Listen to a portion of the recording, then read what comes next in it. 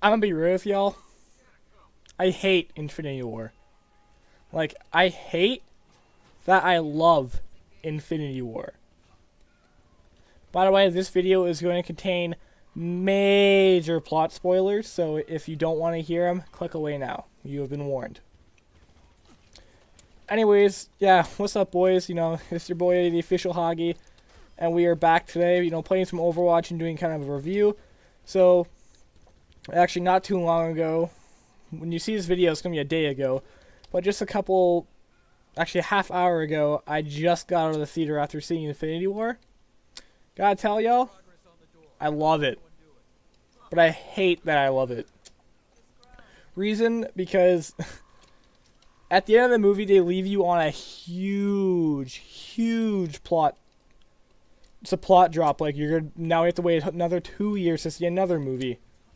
Part 2.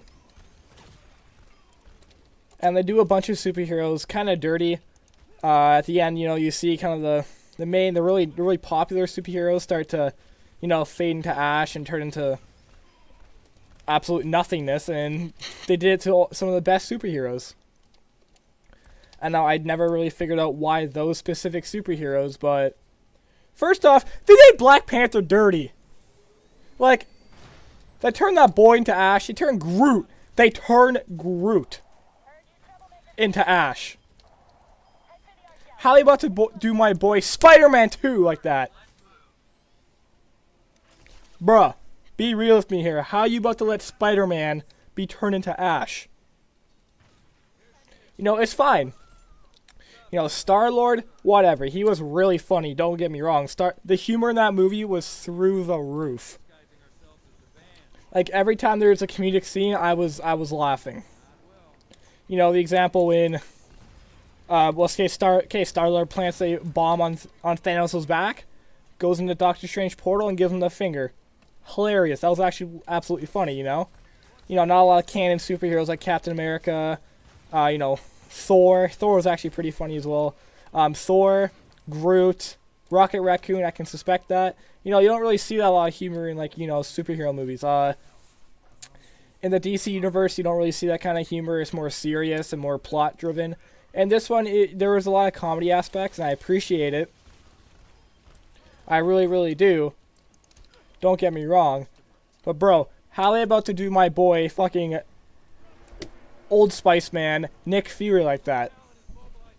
You know, someone who just had a post-credit scene, you know? Like, how are they supposed to do Nick Fury like that? Turn the ash. And the symbol at the end of the movie, which, you know, at the start I thought, you know, was that Hawkeye? You know, I instantly got roasted for that, don't get me wrong. I did some digging, and Captain Marvel. I'm like, oh, that's pretty cool. I wonder, you know, I don't really know anything much about Captain Marvel, because, you know, she's not he or she, well, he based on the comics, it's not like a canon superhero, like, you don't see him in movies, or anything like that, so, you know, I'm just throwing that out there. Another thing I want to point out is Stan Lee's cameo. Hilarious. Absolutely hilarious. You know, for the short scene, short 10-second clip that you see Stan Lee in, funny. You know, Spider-Man's in the bus, he's sleeping, probably got back from a school field trip. Suddenly, Spider senses is tingling, pops up. Stan's like, what, you guys never seen a spaceship before?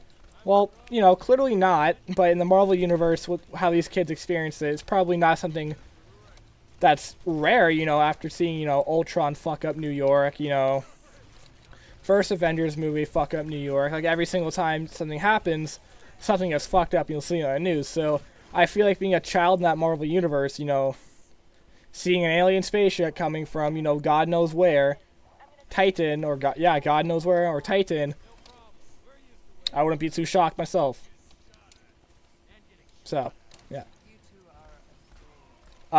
The action in that movie is, you know, off the top. You know, the grand battle scene where Thanos' army lands in Wakanda and they start fucking shit up, you know. And then the Gorilla Tribe, Black Panther's Royal Guard.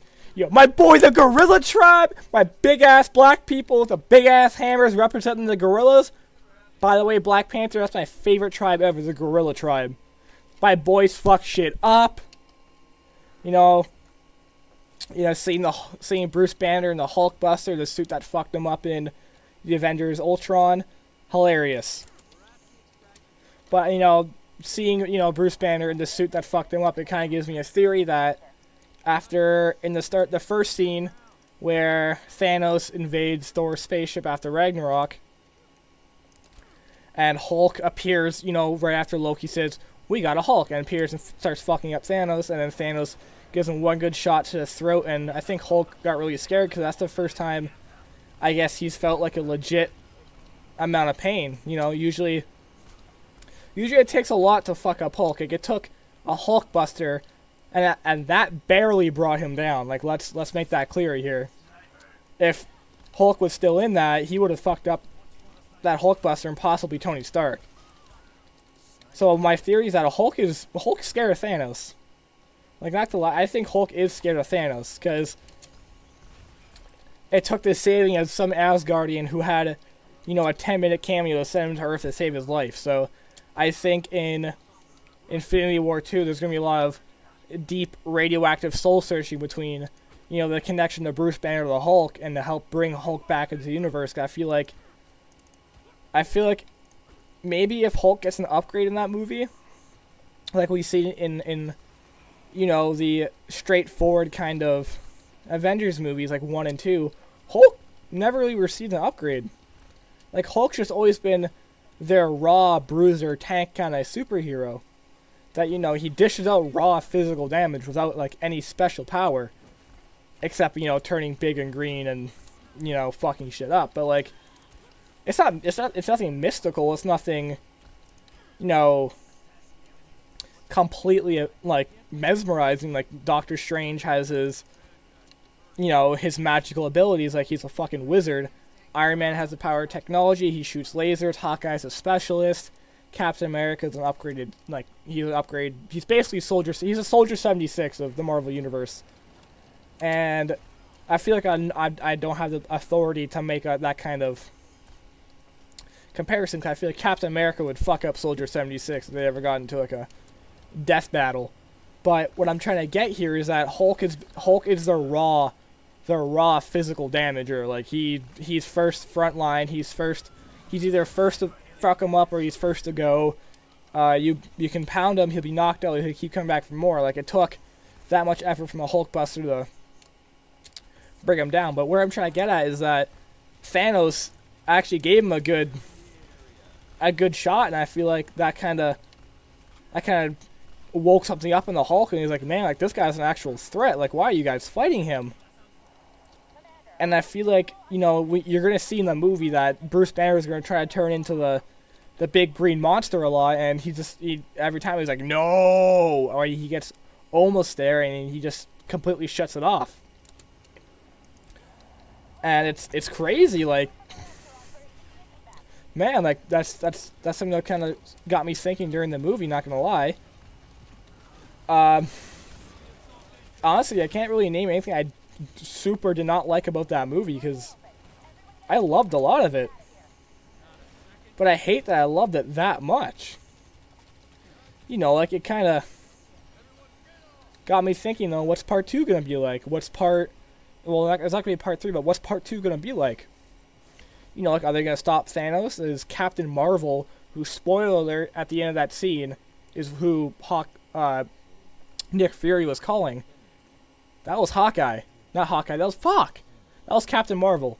That was Captain Marvel who he was calling. Because I think eventually he knew how big of a threat he was before... How big of a threat Thanos was before Nick Fury turned to ash. And honestly, it's crazy. Like, I feel like there's going to be so much that's just going to go into this final part. And it's either going to be Iron Man's going to die. That's canon to the comics, by the way. Iron Man's going to die. Spider-Man might die. Like, fucking, like, Captain America's not going to die. Like, Spider-Man might die. Iron Man might die. We're going to see a lot of... I want to see an upgraded Hulk. I want to see a big, bad, beefy... Like, I want to see a Ragnarok Hulk. Like, I want to see that shoulder pad. I want to see the weapons he was sporting. Even if it's not the weapons. I want to see his fist. Like, I want to see this guy fly. Yeah. Honestly, out of a 10 out of 10, I gotta give it... I'm gonna give probably Infinity War a 9 out of 10. And that's because I loved everything that happened with it. I loved all the effort that went into it. I loved how there was multiple stories. You know, Thor with Rocket Raccoon on his quest to get, not the hammer, but the axe from the dwarf. Tyrion Lannister, that was a hilarious cameo. Fuck, it took me a while because it's like, we're gonna go to the dwarves. I'm like, man, like Tyrion Lannister might be in this. We go to the dwarves, it's not a dwarf, like it's a 7-foot tall, beefy ass man. And I love that cameo. I like how much effort they put into cinematics. I like the CGI. I like the fucking battles, and it was crazy. Crazy, crazy, crazy good. So honestly, that's it for this. Hello, G. That's it for this review. This has been your boy, Official Hoggy. Go see Infinity War now. If you have a different opinion from me, be sure to let me know in the comments below. If you have any similar theories or you want to compare theories or hit me up with a theory, let me know. This has been the Official Hoggy. Have yourselves a good night. See you guys next time. Peace.